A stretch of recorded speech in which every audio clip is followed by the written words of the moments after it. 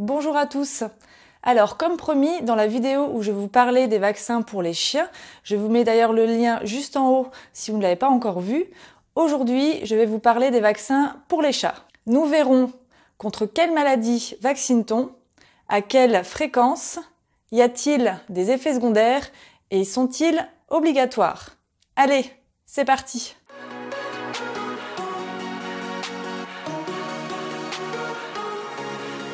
Déjà, je rappelle que la vaccination protège préventivement votre animal contre certains virus, bactéries, parasites en introduisant dans l'organisme de votre chat un agent infectieux modifié qui possède des antigènes pour créer une réaction immunitaire. Contre quelle maladie vaccine-t-on? Chez le chat, on vaccine deux types d'individus, le chat qui sort et le chat qui ne sort pas.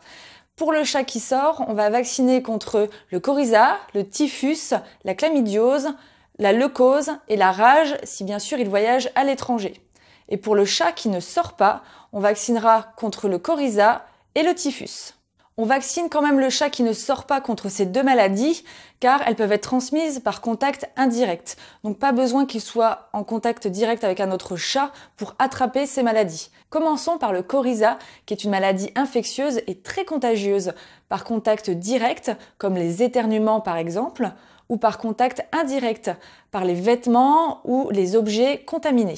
3 virus sont responsables du coryza chez le chat. L'herpès virus félin, aussi appelé FHV, qui est responsable de problèmes respiratoires et d'infection du nez. Le calicivirus, également responsable de problèmes respiratoires, d'écoulement au niveau du nez et des yeux, et également d'ulcères au niveau des muqueuses buccales. Et le réovirus, qui est bénin et qui est à l'origine de larmoiement. Et s'ajoute à ça, bien sûr, votre animal peut avoir de la température et une baisse d'appétit. Cette maladie peut être très grave, donc attention, surtout chez les chatons, les chats âgés, les chats qui ne sont pas vaccinés, les chats faibles atteints d'une maladie ou tout simplement atteints de FIV ou de FELV. Et cette maladie peut également devenir chronique si votre chat n'est pas vacciné. C'est-à-dire que régulièrement, dès qu'il aura une baisse des défenses immunitaires, il peut facilement attraper un coryza. Le typhus, aussi appelé panleucopénie féline, est une maladie très contagieuse due à un parvovirus.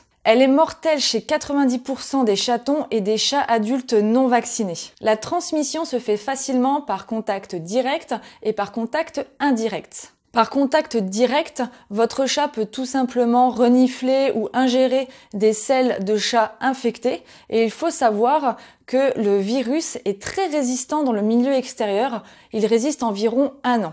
Et par contact indirect, vous pouvez ramener le virus sur vos chaussures, sur vos vêtements ou autres objets comme les sacs à main par exemple, et votre animal va se contaminer tout simplement en les reniflant. Les symptômes sont de la fatigue, de la fièvre, des diarrhées et des vomissements hémorragiques, donc avec la présence de sang. Passons à la suite des vaccins que l'on fera uniquement sur des chats qui sortent à l'extérieur. La chlamydiose est une maladie infectieuse, bactérienne et contagieuse qui se transmet par contact direct avec un autre chat. Il faut savoir également qu'un chat peut être porteur sain, c'est-à-dire qu'il peut avoir la maladie sans être malade.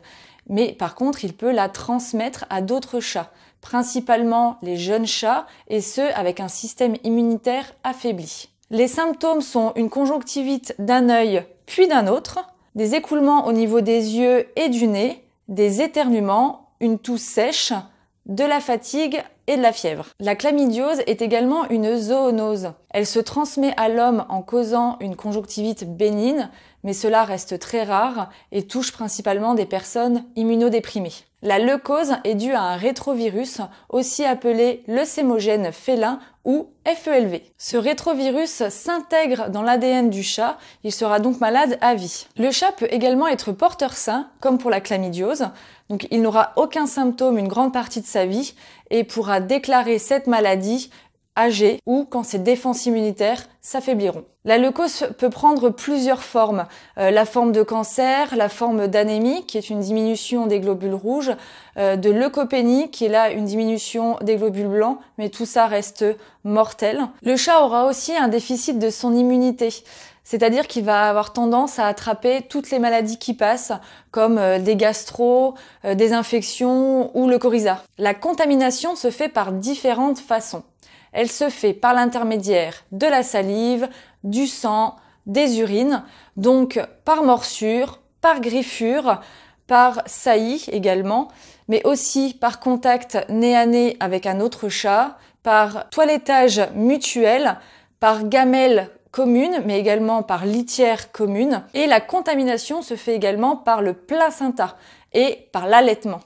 Donc un chat peut naître avec la maladie. La rage est une maladie contagieuse due à un virus. Elle se transmet aux autres chats, aux chiens, aux renards et également à l'homme par l'intermédiaire de la salive, donc par morsure. Le virus se propage dans le cerveau, les glandes salivaires, les muscles, bref, dans tout le corps. Chez le chat, il y a 2 formes de la maladie.